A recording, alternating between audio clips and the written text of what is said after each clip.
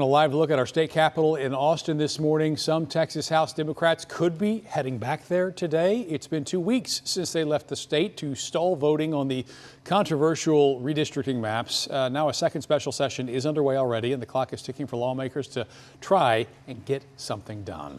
Natalie Haddad joins us now to break down what comes next. And Natalie, do we know if enough Democrats are going to show up for them to even make the quorum? You know, the chance is certainly there. We know that slowly but surely that Democratic lawmakers are announcing their return or plans to return to Texas. Now, on Friday, Governor Greg Abbott announced a second special session, and he's asking lawmakers to tackle 19 agenda items, just like he did last month, from flood response legislation at the top to eliminating the STAR test, regulating THC, and then near the bottom of this list is redistricting. But the order of that list makes little difference. Just last week, Governor Abbott did meet with families who lost loved ones in the Central Texas flooding, yet it was redistricting legislation that moved first this second special session, with the Senate panel advancing new congressional maps on Sunday, now despite overwhelming opposition during a public hearing. Now, how far it goes will depend on when enough lawmakers return to the Capitol to conduct any sort of business. So what happens if they don't reach a quorum, if enough Democrats don't show up? You know, something we talked about over the last month was how they would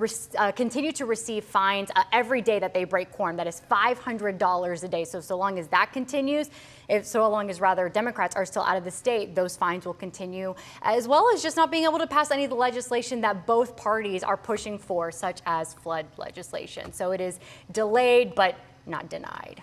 The mess in Austin continues. Yes. All right. Thank you, Natalie.